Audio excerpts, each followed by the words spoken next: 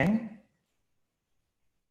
evening, everybody. Welcome to the Institute of Politics and Global Affairs at Cornell University and Chris Reedback's Conversations on Books and Politics series.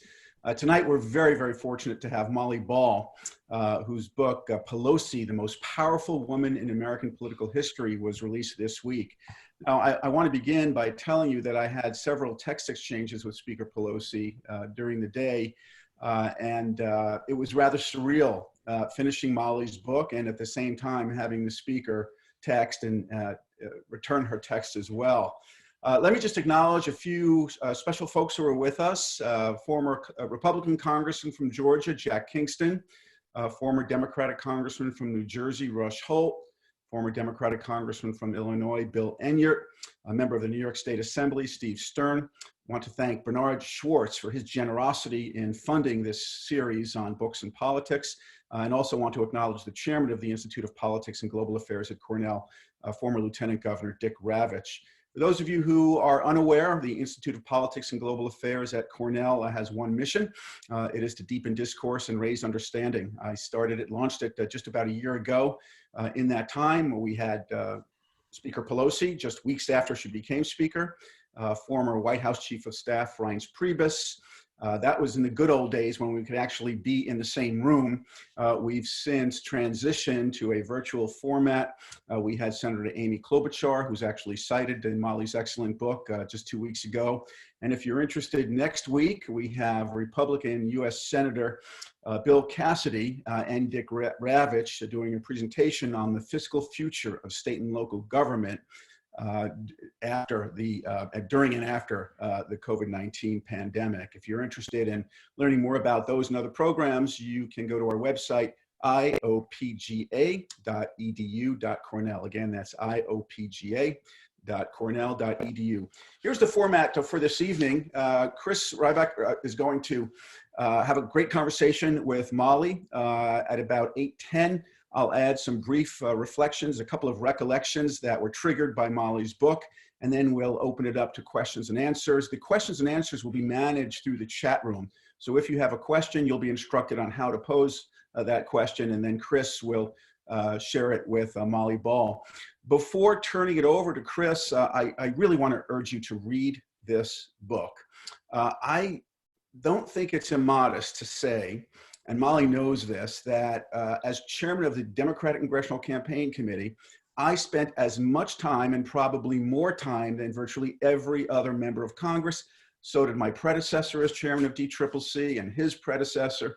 When you're the chairman of the political committee for the caucus, you basically live with Nancy Pelosi. And this is one of in fact, it is the most objective, most detailed, most accurate portrayal of Nancy Pelosi that I have ever seen. It captures her intricacies, it captures her grand view of things, it captures her strategic vision, it captures the quotes that come out of her in moments of frustration, but also moments of triumph. So if you want to understand everything there is to know about Speaker of the House Nancy Pelosi, you must read this book. And now let me hand it over to Chris. He is the co-founder of Good Guys Media Ventures. He's the host of podcasts on politics, business, technology, science, and much more. His Political Wire conversations have been ranked 3rd on iTunes in the news and politics category. Chris, I want to thank you for this great joint venture between what you're doing in the Institute of Politics and Global Affairs at Cornell, and ask you to take us from here. Thanks, Chris. Thanks, Molly. Thank you, Steve. And Molly, after what Steve just said, should we just stop here? I mean, is that a great book blurb? You know, that's probably enough for you, right? It's not going to get any better than that for me, right? No. You must read this book. Molly, thank you for doing this. Thank you so much for having me, and thank you to Congressman Israel for inviting me to this event. But also, he was a source for the book. He was an invaluable source for the book. He has since become a fellow writer, and that was evident in my conversations with him. I just want to give him a shout out. Such a good storyteller. I was telling him earlier, a lot of politicians sort of speak in generalities. But Mr. Israel always gives you great, juicy anecdotes. So I bet reporters must have loved him in the House as well. Yes, I understand the the favorite, most popular page of your book is page 231, where a certain representative is mentioned. For anyone who gets everyone now will get the book per Congressman Israel's suggestion, and now they know the page to go to. Quick note on the Q&A for the audience. Please type in your Q&A into the Q&A section in Zoom. We will try to go live via audio. Ethan, who is helping us run this, will unmute your mic. We'll let you know. We'll ask you to unmute your mic. If it doesn't work, because these things don't always work, we will quickly walk away from that and I will read the Q&A straight, but we will give that a try. Molly, let's get into it. Has Nancy Pelosi read your book? I don't know. I don't think so. I believe she's been too busy. She is a big reader. I understand she is being briefed on the reviews, but I don't believe she's had time to sit down and read the whole thing, but frankly, I do not know. How did you get her to agree to do it? Well, in 2017, when I took a job at Time Magazine, I had previously been a writer for The Atlantic, and one of my first assignments at Time was to profile Nancy Pelosi for the cover. She'd never been on the cover of Time Magazine. She had a little bit of angst about that fact that she would sometimes express in rather snippy fashion, and frankly, I think she was entitled to be a little bit resentful, having been the first woman Speaker of the House and still never be on the cover, not only of Time, but of any American news magazine, including Newsweek and US News. So we wanted to give her the cover treatment, the sort of woman in full treatment of a historical figure of her stature deserved. And frankly, I wasn't that interested in her to begin with. But I sat down with her. Our first interview was in Baltimore. We went to an Italian pastry shop in Little Italy in Baltimore, and she had chocolate ice cream for breakfast, even though it was about 20 degrees out. It was January. So that piece didn't end up running until September 2018 for various reasons. But it was one of my favorite profiles that I've done. I really developed an appreciation for her, and it also was the culmination for me of a lot of writing and thinking about various aspects of modern American politics. My coverage of Congress, my coverage of electoral politics, my coverage of women in politics and the role of perceptions of women in politics. So I felt like I was able to bring together a lot of strands and threads that had been on my mind for a long time in that piece. And then, after November 2018, after the midterms, it was like suddenly everybody woke up and went, oh, this woman that we've only had negative things to say about for the past, year and a half, maybe she's really good at her job. It was like everybody suddenly noticed, and and then there was that meeting with Trump that she was captured walking out of in the image that became the cover of my book.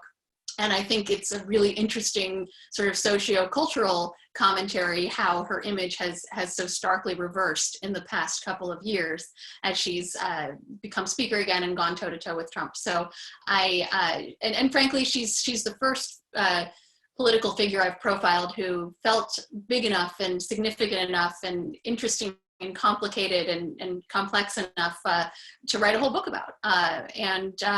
So she's never been particularly interested in having books written about her, but I did work with her staff to secure her cooperation. She gave me a series of interviews, and now there's a book about her.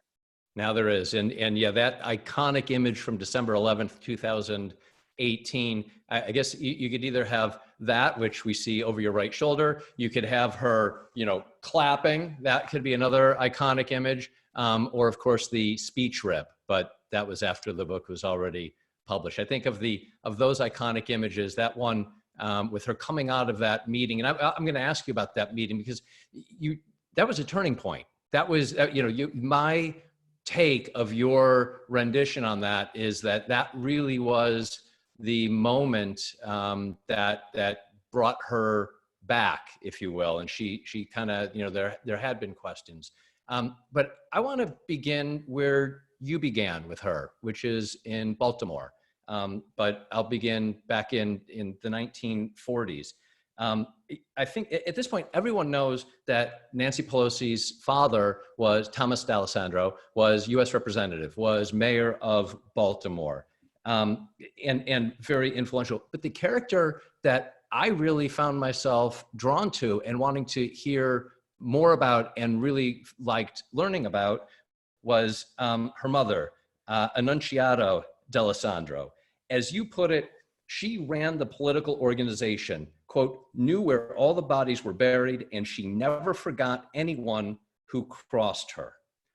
Who was Annunziata D'Alessandro? Why was she so important in her daughter's growth? And did Nancy Pelosi learn more about politics from her mother or her father? I think she might say she learned more from her mother. And I did really want to restore the significance of her mother to her life. You know, a blogger who read the book said that in some ways, it's a parenting manual. And there is a lot in here about motherhood. As a mother of 3 kids myself, I felt like there was a lot. Motherhood is very significant to Nancy Pelosi's life, and her mother is very significant to her life. And when I interviewed her, even that first time, she pointed out how significant her mother was to her life.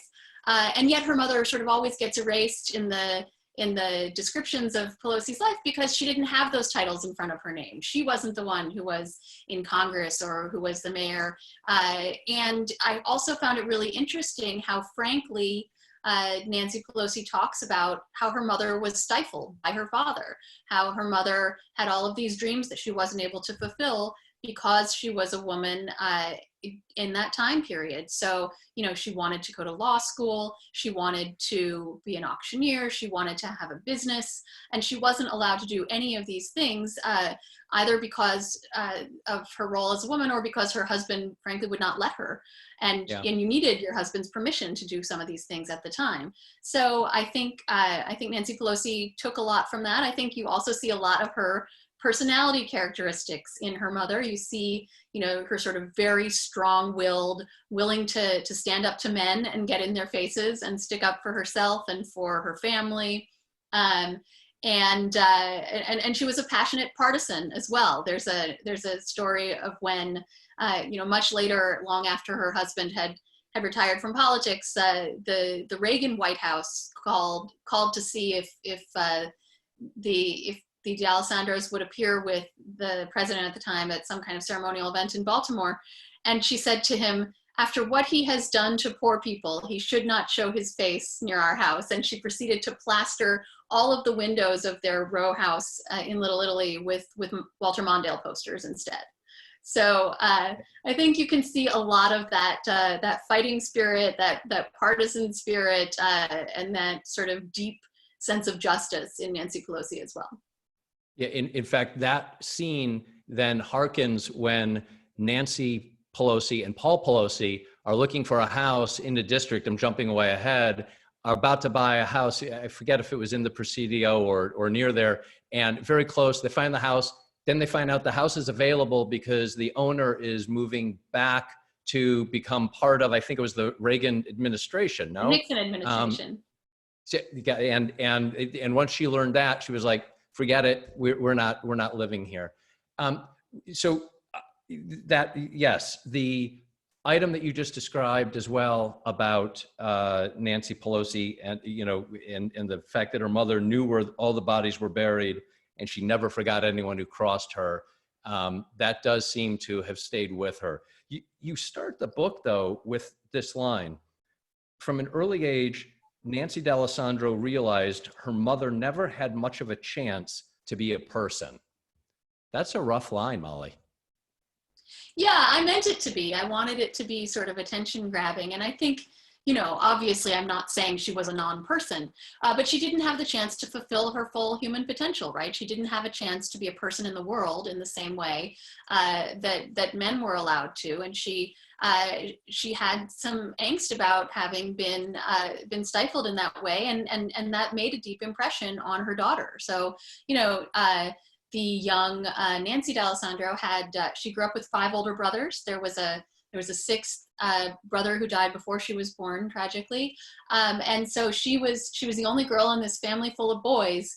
And as she described it, on the one hand, it was sort of a rough and tumble household for that reason. But on the other hand, they were all very protective of her. She was the only girl. She was the youngest. She was sort of treated as this princess. And she just wanted to break free from all of that. She wanted the independence. She wanted that full sense of her own personhood out in the world that her mother wasn't able to have. Did she have other women mentors? You mentioned U.S. Representative Philip Burton. You write a lot about Representative John Murtha, which I found really, really interesting. And I didn't know the part that really emotional speech that he gave, that she knew about it and was in. But you mentioned others, perhaps San Francisco Mayor Joe Alioto. But were there other women mentors for Nancy Pelosi, or was her mother the primary one? Well, think about that question, right? Because Nancy Pelosi was blazing a trail. No woman had ever been the leader of her party in the Congress before. So in a very real and material way, obviously there were other women in politics, and she was very close to many of her Democratic, women sisters in Congress. But there was no one who once she got really, there. But there was no one on a level higher than her. She was the one blazing that trail. She was the first.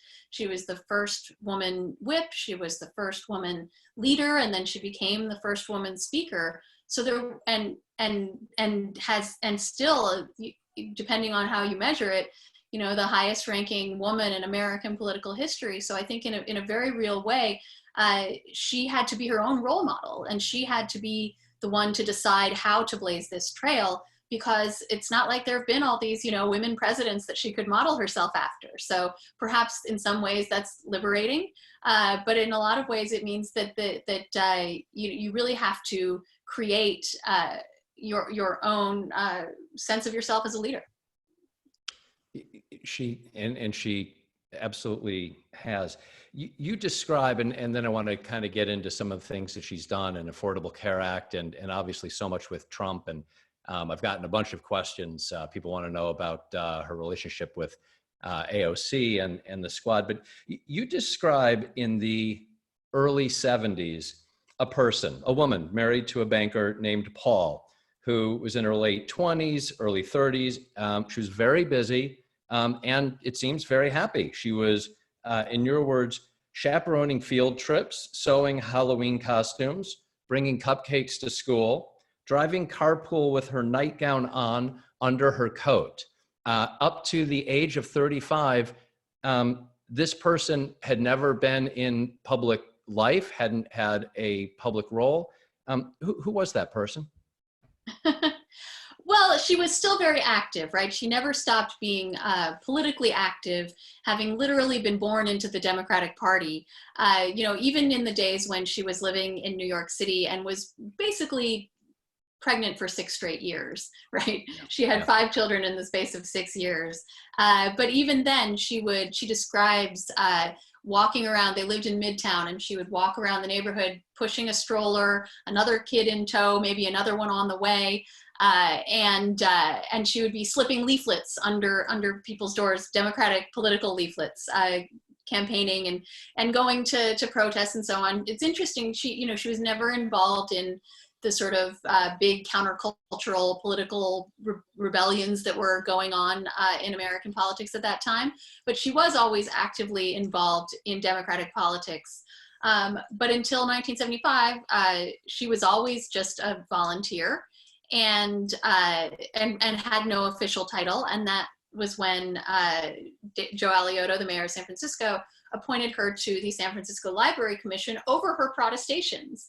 And this is another, to me, fascinating episode in her career where, he calls her up, the mayor who lives just down the street, who they know well, he's a fellow Italian-American Democrat, and he calls her up and he asks her if she's cooking a big pot of pasta.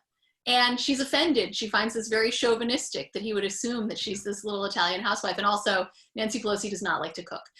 So she says, no, I'm reading the newspaper, because one of her conditions for moving to San Francisco was that she could continue getting the New York Times delivered every day so that she could get do the crossword. and read the news. And so it would come on an airplane from the East Coast, and she'd get it at 4 or 5 in the afternoon. But then when the mayor said, "I want to appoint you to the Library Commission," and she said, "Oh, that's fine. I don't need an appointment. I'm happy just being a volunteer and contributing my services."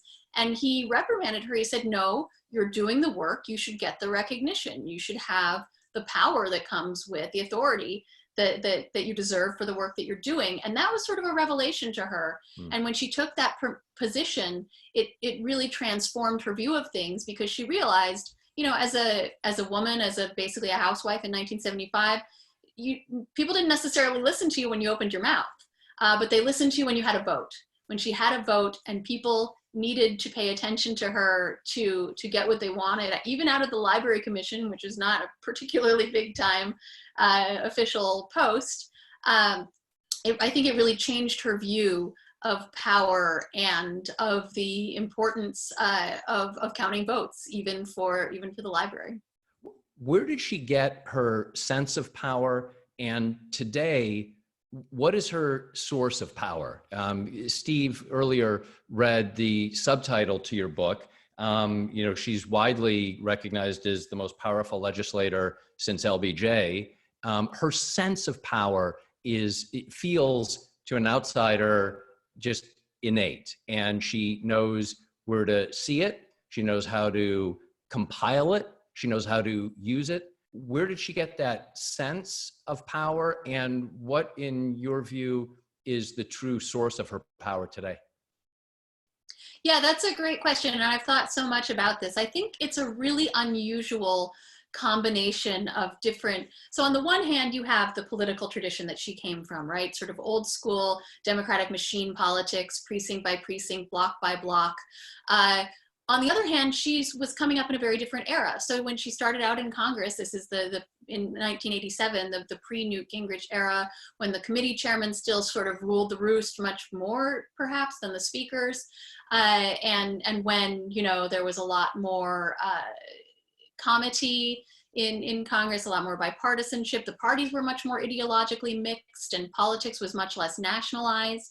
I don't want to make it seem like some sort of golden era, but just that tradition, that old school legislative tradition, she very much started out in. And then, but she was also a fundraiser, and one of the sources of her power when she got to the House was that she was such a prodigious fundraiser that she was able to fund her colleagues' campaigns and make a lot of friends that way, and call in a lot of favors that way. So it's an interesting combination, right, of the sort of new world of nationalized politics and big money politics and big media politics, combined with that very old school sense of how you count votes and how you know where all of the different interests and blocks are. The House of Representatives is really, really complicated, right? To run the Senate, you only have to know 100 people, but the House has 435 people. Even if you're just talking about your own caucus, if you're in the majority, you've got at least 218. That's a lot of people, and so you really have to not just have an incredible memory for each individual person, and I can't even keep all their names straight, but you have to know what kind of district they're from, which issues they happen to care about, who they might be friends and enemies with, which caucuses they're members of, and where that caucus is on every particular bill, and how likely they are to come along with you. So one of the things that Rahm Emanuel said to me when I interviewed him was, he said, a lot of Democrats are uneasy with the use of power, but Nancy Pelosi is not. She believes that power is there to be used. It's there to be deployed, and she would say to help people for the good, to improve the lives of the American people. And yet, when she came into Congress, and as she started to seek some power and sought a leadership spot, I think this was even in the late 80s. Did another congressman, a Democrat, it seemed from my reading of what you wrote, when she wanted a space on the Democratic leadership, did another congressman really say who told her she could run? And how and how long did that person last once she heard about the statement? Yeah. So a couple things about that. I don't know who specifically said that, and I don't think she knows either. It sounded like something that word sort of got back to her through the grapevine that people were saying, and the people in question were men. She also heard at one point that some of the men in leadership said, well, if the women want something, they should just make us a list of their demands and we'll get it done for them. Why do they need to be the ones in charge? And she didn't like that very much at all. But the other thing that I think is interesting, though, is that when she got to Congress in 1987, the path she took wasn't immediately to try to climb that ladder and to get into leadership. The path she took was to get on the most important committees and do what was the most substantive work on the issues that she cared about.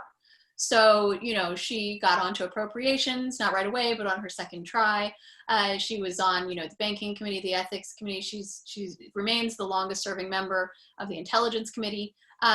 These are, you know, hardcore policy positions where I think she first earned people's respect by really knowing the ins and outs of policy, not by, you know, her, and the fundraising definitely helped, but it wasn't at first immediately about trying to climb that ladder. And then in the late 90s, when there was a potential opening in leadership, she also, no offense to Mr. Israel, but she repeatedly turned down entreaties to run the Congressional Campaign Committee because she didn't want to be sort of pigeonholed as a fundraiser and as a primarily political person. She wanted to be seen as a policy person, as a legislator.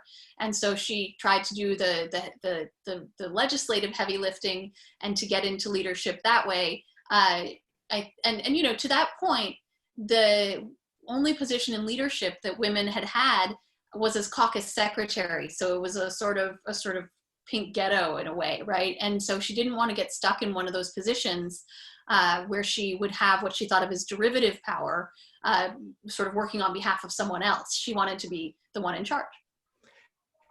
She had ups and downs. She was the first woman speaker, and then just a few years later, she lost it.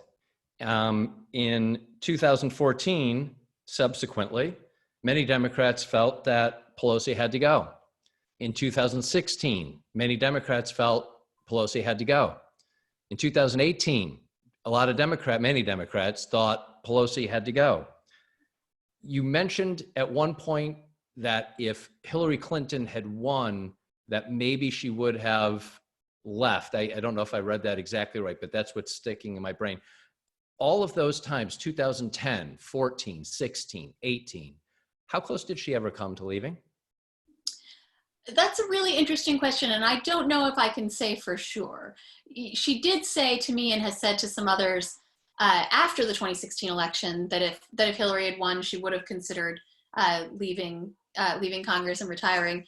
But it's a little telling that she didn't say that to anyone before the 2016 election, only afterwards when it was no longer a possibility. So who knows how seriously she contemplated that. You know, when she stayed on in 2010 after the Democrats lost the majority, that was something that not a lot of people expected. It was, you know, most congressional leaders whose party lost the majority, it was sort of the tradition that they would leave Congress as sort of an admission of failure. And she, I don't think there's anyone who isn't familiar with Nancy Pelosi's extraordinary tenacity and also extraordinary patience.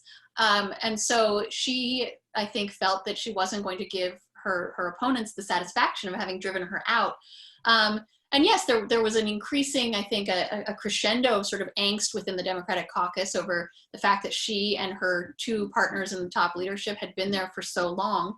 Obviously, it was never enough Democrats to actually oust her or even come very close. But there was that sense of angst, and she did really have to fight for it, both to remain the minority leader after 2016 and then to regain the speakership after 2018.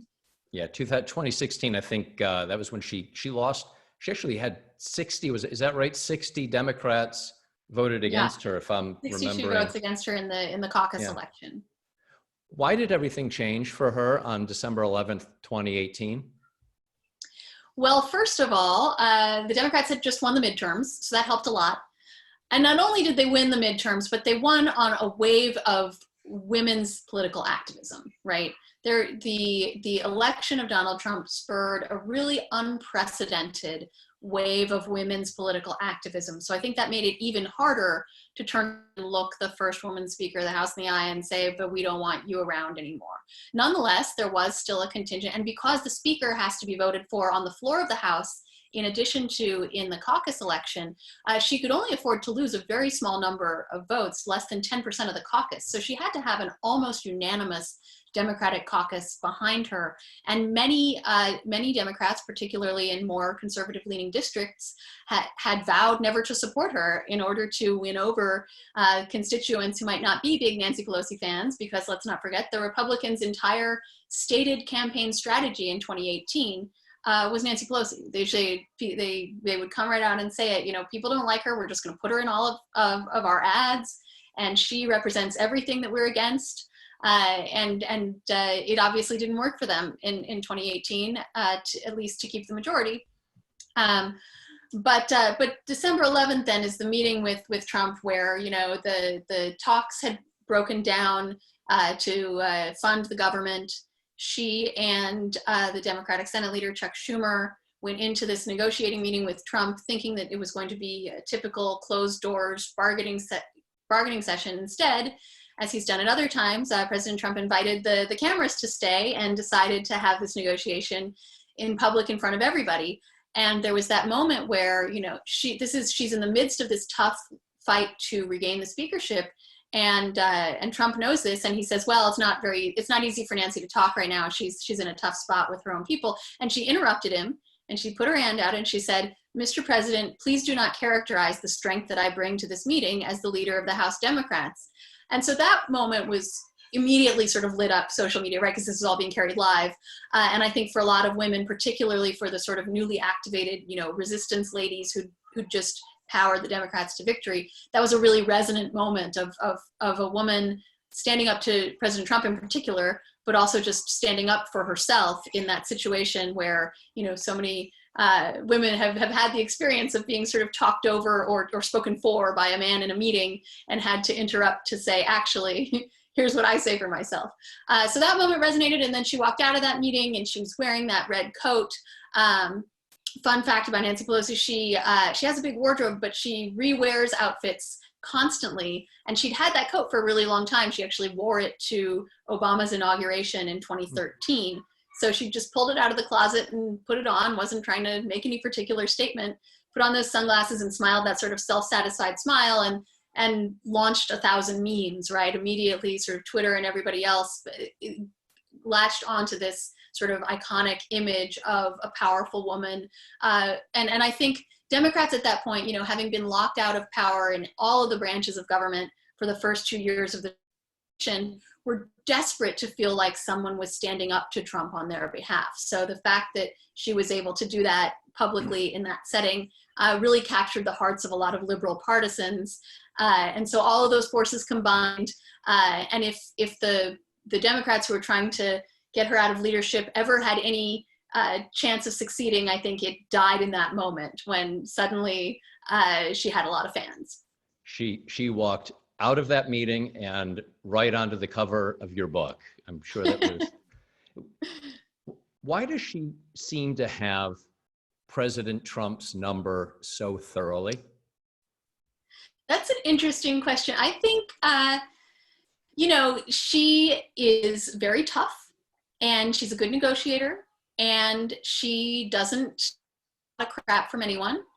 And, you know, the very first meeting that she had in person, there was sort of a reception for the congressional leaders after he was elected and inaugurated in 2017. And this is that one 3 days after the inauguration with the meatballs on the toothpicks? Yes. Yes. Great. Yeah, that was a great scene. Yeah, go ahead, please. Thank you. Yeah. So the bunch of, you know, members sort of milling around, chit-chatting with the new president and getting to know each other. And Trump says, you know, I won the popular vote. And it's Nancy Pelosi who has the gall to say, Mr. President, that's not true. While everyone else, I think, might prefer to keep the peace and just smile and nod. So we know that this isn't true, but just, you know, let the president have his little wishful thinking or whatever. But from the very beginning, she was willing to stand up to him and to correct him and to sort of try to put him in his place. And I think she does have the ability to get under his skin in a way that not a lot of people have been able to.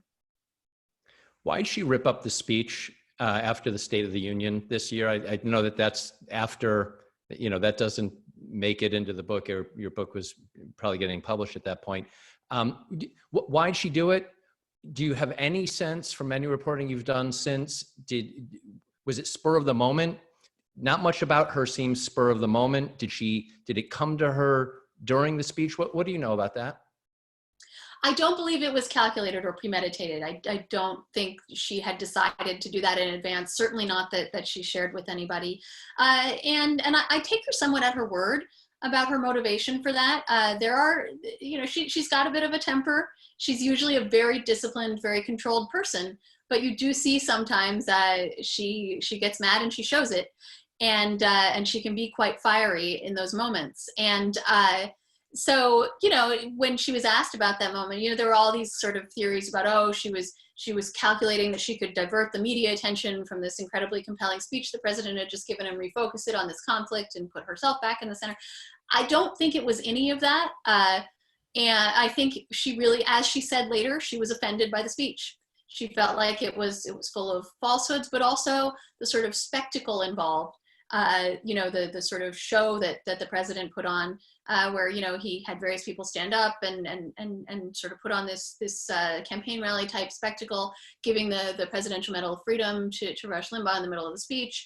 And as an institutionalist, as somebody who really sees the House as almost sort of a sacred space, I think that offended her as well. I think she felt like he was defiling the chamber in a way, and so I think it's as simple as that. She was offended by the speech and she expressed it.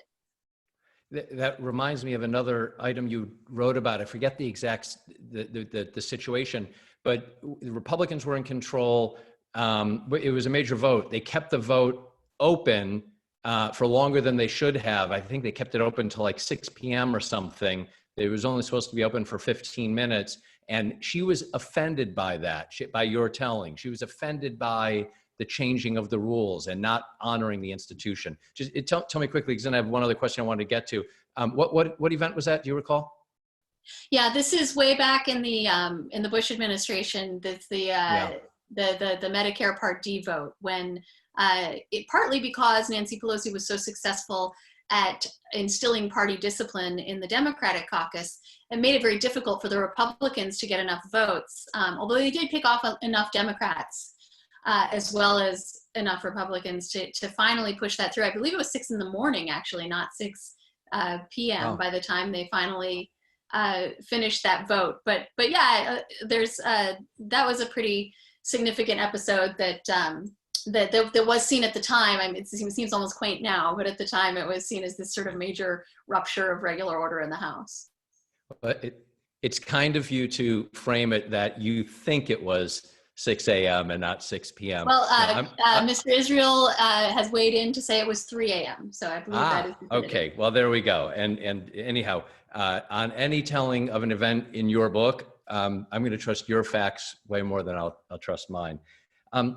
Following up on Trump, and then I want to turn things over. I know that Steve's got some thoughts and questions, and then we're going to get to some questions, some Q&A from the audience. So I think folks have been sending in some questions, and we'll give it a try going to people live. We'll see how that works. It's repeatedly been reported that Trump won't talk to Pelosi now after following impeachment. Would she talk to him? Yeah, I think she absolutely would, if she thought it would be productive.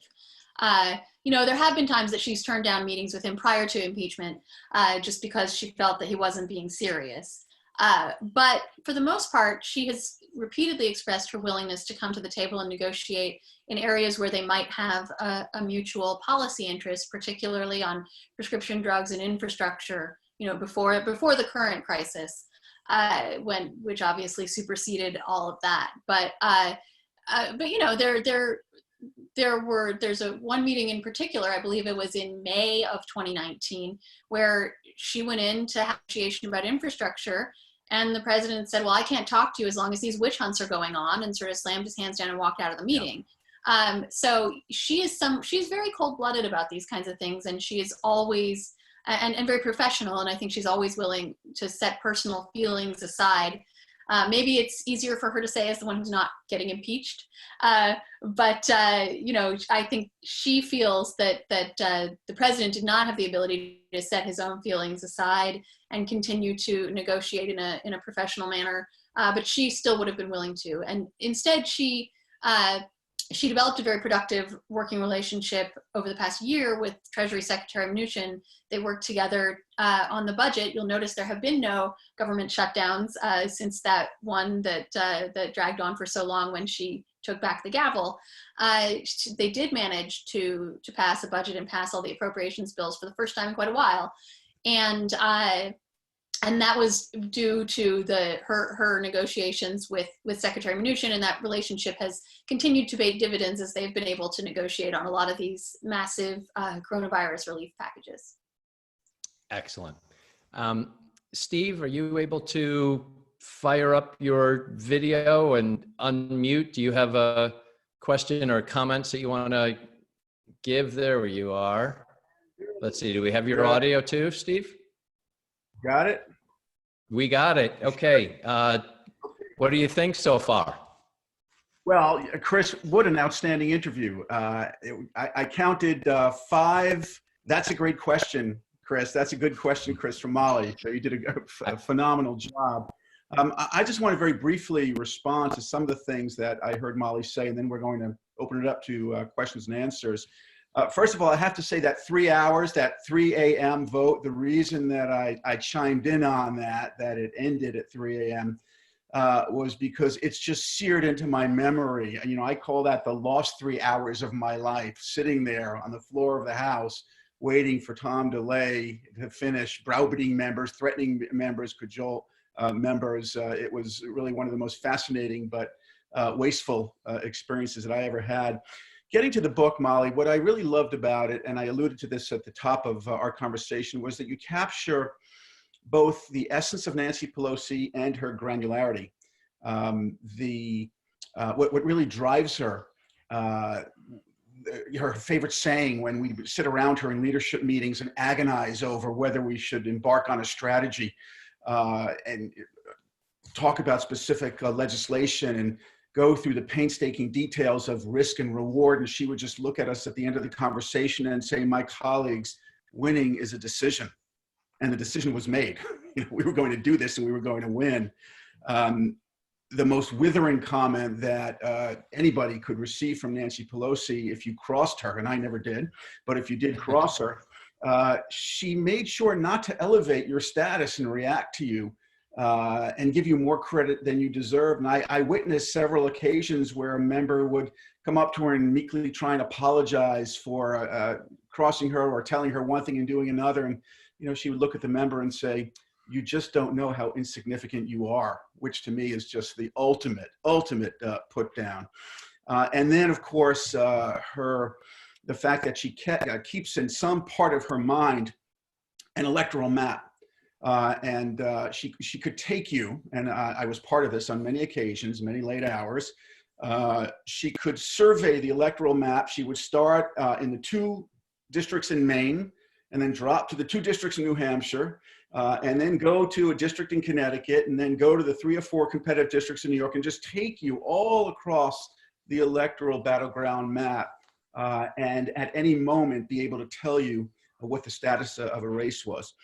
So all of that is in the book, and you just captured it so brilliantly and realistically. And again, I urge people to read the book. I do have one question for you.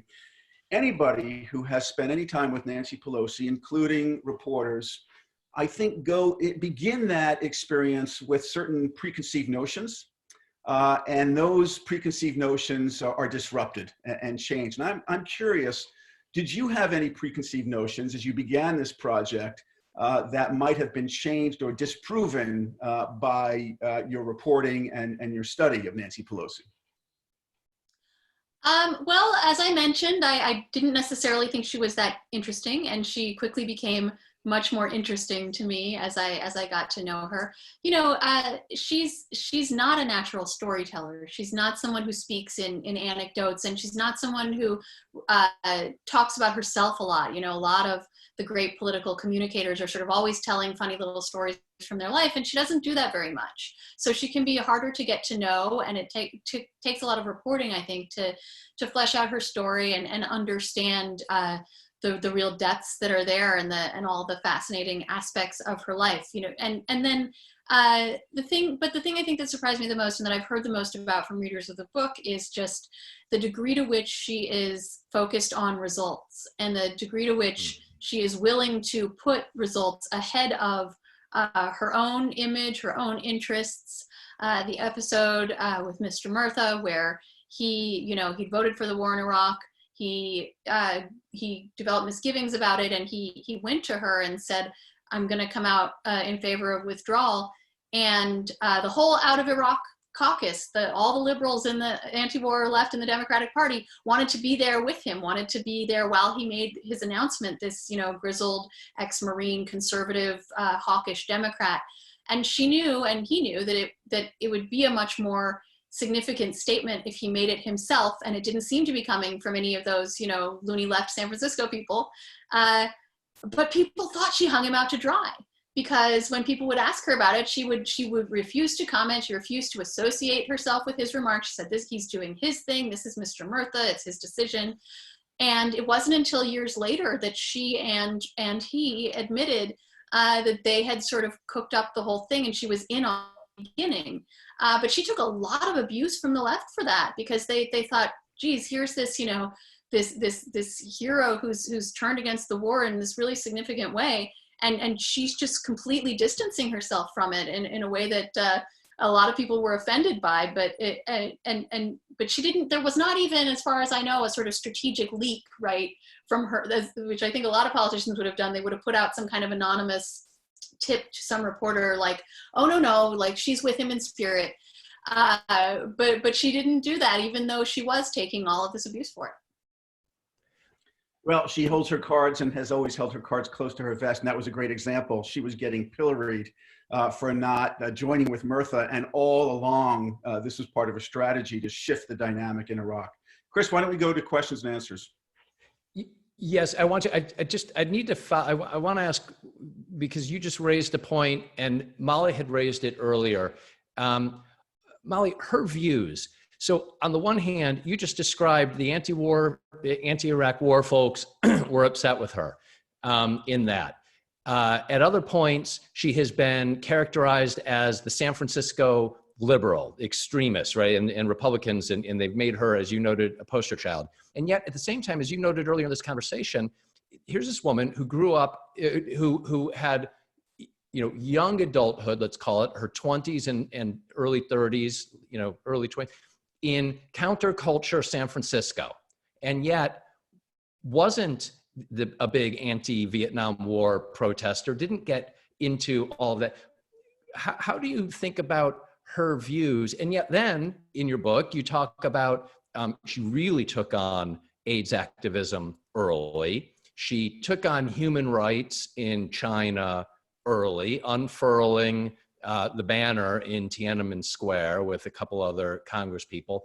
How do you reconcile? Who is she? Is she the non-counterculture person of the early 70s? Is she the San Francisco liberal? Is she the calculating? But I don't mean that in a positive way that Steve just described. How do you reconcile all those different aspects to her? She is a liberal, and she knows where she stands on a lot of things. I don't think she's one of these politicians who is always figuring out situationally where she is on a particular issue. She has a very firm set of core convictions. And I think particularly on social issues, she's been very consistent, particularly on things like gay rights and on reproductive rights, interestingly, despite her Catholic upbringing, despite taking a lot of abuse from various institutional parts of the church and being actually at odds with her own family on the issue of abortion, and on women's rights, certainly. But you know, she's not a socialist. I think the far left would and has called her a corporate Democrat. She believes she is an institutionalist, and she is a Democratic partisan, I think, first, before she's a sort of issue-oriented person, if that makes sense. But she's been part of shaping the Democratic Party, right? She's not just the Democratic Party has gone through a really fascinating shift over the past 30-odd years that Nancy Pelosi has been an elected official, and she's a part of that. I think her personal politics have really shaped the direction of the Democratic Party in that period. So in a lot of ways, she is in the sort of ideological center of the party, and particularly of the caucus in the House, which is she's liberal, but she sees herself as a pragmatist. She wants to get things done, and she wants to protect her members across the ideological spectrum. And the Democratic caucus is quite diverse. It's demographically diverse, it's geographically diverse, and it's very ideologically diverse. Even now, even as the parties have become so polarized and so sorted on issues. So you know, she's a complicated figure. She's not as far left as some people in San Francisco would like her to be, and she has periodically had left-wing protesters on her lawn and liberal opponents in those elections that she continues to win by large margins. And interestingly, she probably won her first congressional race, her only competitive congressional race, with Republican votes. She was the relatively conservative of the top two candidates in her first election for Congress, and she actually sent mailers to Republican voters promising not to raise income taxes in 1987. So you know, I think she's a very complicated person, and really interesting to study for that reason. Yeah, it came across. Ethan, let's give this a whirl.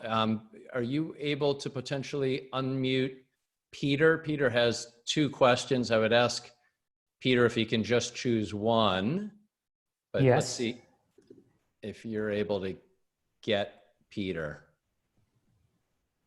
Do you see him there in the Q&A? He should be allowed to talk now. Okay, Peter, could you unmute your mic, and we'll see if this works, and if not, I'll pick one of your two questions and read it. Yes. Thanks, go ahead, you're with Molly. In 2009, there were a lot of legislative opportunities. And if Nancy Pelosi had the chance to live that again, would she do anything differently, do you think? Because she may get that chance.